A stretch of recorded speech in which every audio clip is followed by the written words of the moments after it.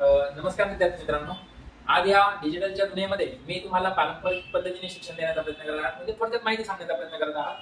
थोडक्यात जे काही ऑनलाईन क्लासेस वाले असतील किंवा युट्यूबर असतील त्या ठिकाणी सर्वत्र तुम्ही डिजिटल बोर्ड बघितला आहे. त्या डिजिटल पॅनलवर तुम्हाला सर्व प्रश्न त्याचे उत्तर वगैरे सर्व सांगितले जातात. परंतु मी तुम्हाला पुन्हा एकदा पारंपरिक पद्धतीने ब्लॅक अँड व्हाईट दुनियेमध्ये घेऊन जाण्याचा प्रयत्न करत आहात. आणि जे काही महत्त्वाचे जे काही प्रश्न आयोगाने आतापर्यंत विचारले असतील, राज्यसेवा असेल, पीएसआय असेल किंवा कंबाईन असेल किंवा जी काही सरळ सेवा भरती असेल, त्या भरतीला जे काही मराठी या घटकावर जे काही प्रश्न असतील ते त्याबद्दल मी सविस्तर विश्लेषण देण्याचा प्रयत्न या ठिकाणी करत आहात. आपण पुस्तके बघतात, त्या पुस्तकांमध्ये विश्लेषण देखील दिलेलं असतं, परंतु आपल्याला त्या गोष्टी समजत नसल्या कारणाने मी हा छोटासा प्रयत्न करत आहे. जर तुम्हाला आवडलं, माझं समजून सांगण्याचा जो प्रयत्न आहे तो जर तुम्हाला जर आवडला तर नक्कीच माझ्या व्हिडिओला लाईक करा. तसेच इतर जे कोणी मित्र असतील त्यांना शेअर करा.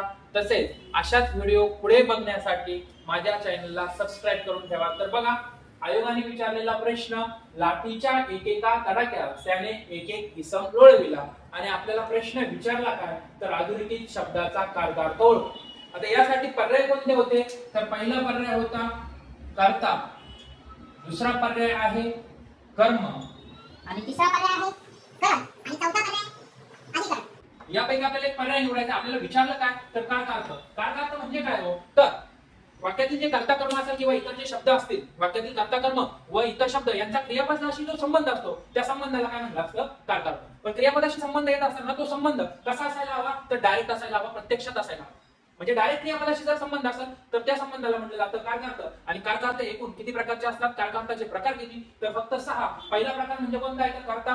दुसरा प्रकार म्हणजे कोणता आहे, कारकार्थाचा कर्म. तिसरा प्रकार करण. चौथा प्रकार संप्रदान. पाचवा प्रकार अपादान. सहावा प्रकार म्हणतो अधिकरण. आणि षष्ठी विभक्ती जी आहे तिला कारकार्थ नाही. आणि जी आपण संबोधन विभक्ती आहे तिला देखील कारकार्थ सांगितला जात नाही, पण मांडलं जातं फक्त हाक मारणे.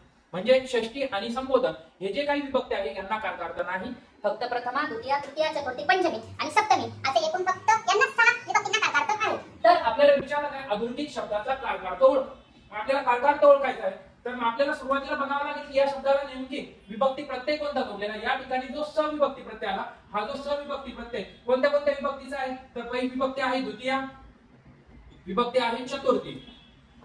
चतुर्थी आणि द्वितीय विभक्ती ज्या दोन्ही विभक्ती आहेत यांचे प्रत्यय जर बघितले तर एक वचनामध्ये एक वचन स लाते व अनेक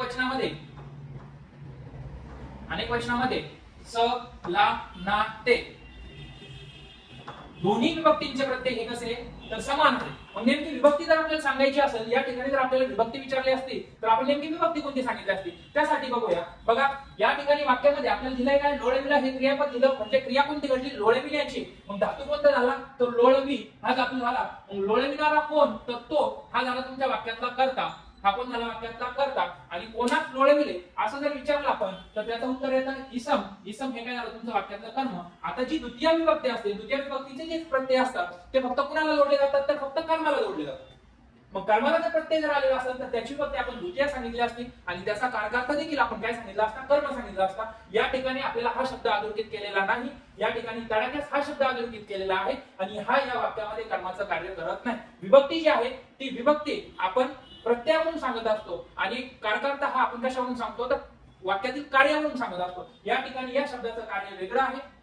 या ठिकाणी जो सप्रत्यय जोडला, सप्रत्यय हा कोणत्या विभक्तीचा असेल, मग तर चतुर्थी विभक्तीचा असेल. कारण का, तर कर्माला जर प्रत्यय जर असेल तरच तो आपण द्वितीय विभक्तीचा मानतो. कर्माच्या व्यतिरिक्त कोणत्याही शब्दाला स लाते किंवा सलनाते हे जर प्रत्यय जर आलेले असेल तर त्याची विभक्ती आपण काय सांगतो, चतुर्थी. म्हणजे थोडक्यात या शब्दाची विभक्ती कोणती होणार आहे, चतुर्थी. कारण की हा या वाक्यातला कर्म नाही. कर्माच्या व्यतिरिक्त कोणत्याही शब्दाला स लाते किंवा सलनाते हे जर प्रत्यय जर आलेले असतील तर त्याची विभक्ती काय सांगितली जाते, चतुर्थी. या ठिकाणी तडाख्यास या शब्दाची विभक्ती कोणती होणार, चतुर्थी. आता आपल्याला कारकार्थ बघायचा. काय बघायचं आपल्याला, कारकार्थ. आता या ठिकाणी बघा, हा या वाक्यातील जो शब्द आहे तडाख्यात, हा या वाक्यात नेमकी कार्य कोणतं करतो हे आपल्याला बघायचंय. बघा, हा जो तडाख्यात शब्द आहे हा लोळविण्याचं एक प्रकारचं काय होतं, साधन आहे. एक लोळविण्याचं काय, हे साधन आहे. आणि साधन जर असेल तर साधन म्हणजे थोडक्यात काय होते, तुमचं करण. जर लोळविण्याचं हे साधन असेल तर त्याला आपण काय म्हणणार आहे, करण. म्हणजे थोडक्यात या शब्दाची जर आपल्याला या शब्दाचा जर कारकार्थ सांगायचा असेल तर आपण तो काय सांगणार आहे, करण. या प्रश्नाचं योग्य उत्तर काय असणार आहे, करण. थोडक्यात सांगायचं काय तात्पर्य, की विभक्ती जर ओळखायची असेल तर विभक्ती ही कशावरून ओळखली जाते तर प्रत्ययांवरून, आणि आपल्याला जर कारकार्थ जर ओळखायचा असेल तर कारकार्थ कशावरून ओळखला जातो तर तो शब्द वाक्यामध्ये नेमकी कार्य कोणतं करतोय त्याच्यावरून आपण कारकार्थ सांगत असतो. हा तडाख्यात हा जो शब्द आहे हा या वाक्यामध्ये लोळविण्याचं साधन तडाखा आहे, म्हणून साधन असल्या कारणानं याचा कारकार्थ काय सांगणार आहे आपण. कारण बघा याचा संबंध डायरेक्ट कुणाशी येतो, लोळविण्याच्या क्रियेशी, आणि लोळविण्याचं हे काय आहे तर साधन आहे. साधन असेल तर त्याचा कारकार्थ काय सांगणार आपण. कारण जर आपण तसंच एखादा दुसरा प्रश्न घेतला, समजा रामला येते, रामला पत्र वाचता येते, हा आपण प्रश्न घेतला. या शब्दाचा कारकार्थ आणि विभक्ती आपल्याला सांगायची आहे. आता लक्षात घ्या कोणती क्रिया घडते, वाचता येण्याची. कोणती क्रिया घडते, वाचता येण्याची. मग वाचणारा कोण आहे हो तर राम, आणि वाचलेले काय हो तर पत्र. वाचणारा कोण आहे राम, आणि वाचलेले काय हो तर पत्र. म्हणजे हा या वाक्यातला कोण झाला कर्ता, आणि या वाक्यातला कर्म कोण झालं पत्र. बरोबर. आता बघा या ठिकाणी सरळ नाते प्रत्यय आलं, ला प्रत्यय आलं. हा जो ला प्रत्यय मी तुम्हाला आता सांगितलं, जर कर्माच्या व्यतिरिक्त कोणत्याही शब्दाला जर स लाते किंवा सलानातेचा प्रत्यय जर आलेला असेल तर त्याची विभक्ती आपल्याला काय सांगायची. याची विभक्ती होणार बघा चतुर्थी. विभक्ती काय होणार चतुर्थी. याची विभक्ती काय असेल चतुर्थी. आणि याचा कारकार्थ बघा, आता हा शब्द वाक्यात कशाचं कार्य करतो करता आहे, मग याचा कारकार्थ देखील काय होणार करता. कार्यावरून आपण कारकार्थ सांगतो आणि विभक्ती प्रत्ययावरून आपण विभक्ती सांगत असतो. याचा कारकार्थ काय होईल करता. तसं आपण दुसरं उदाहरण घेतलं, समजा मुख्यमंत्री ठाण्याला आले. बघा दुसरं उदाहरण घेतलं आपण, मुख्यमंत्री ठाण्याला आले. मुख्यमंत्री ठाण्याला आले. आता या वाक्यामध्ये क्रिया कोणती घडली तर येण्याची. कोणती क्रिया घडली येण्याची. मग येणारे कोण आहे मुख्यमंत्री, आणि आलेले कोण आहे मुख्यमंत्री. म्हणजे थोडक्यात या वाक्यामध्ये कर्म नाही, फक्त कोण आहे तर कर्ता आहे. आले हे जे क्रियापद आहे, हे क्रियापद कसं आहे आकर्मक क्रियापद आहे. यातला धातू जो आहे कोणता धातू, यामध्ये ये हा धातू आहे. येण्याची क्रिया घडते, ये हा धातू आहे, आणि हा धातू कसा आहे तुमचा आकर्मक धातू आहे. मग येणारे कोण मुख्यमंत्री, आलेले कोण मुख्यमंत्री. वाक्यात कर्म नाही, वाक्यात कर्म नाही. आता लक्षात घ्या आपल्याला शब्द कोणता देणार तर ह्या वेळेस हा ठाण्याला हा शब्द दिला.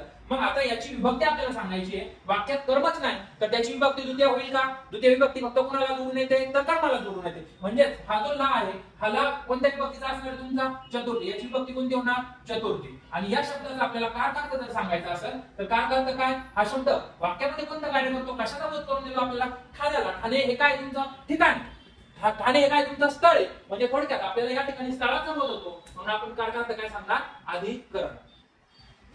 काय सांगणार अधिकरण.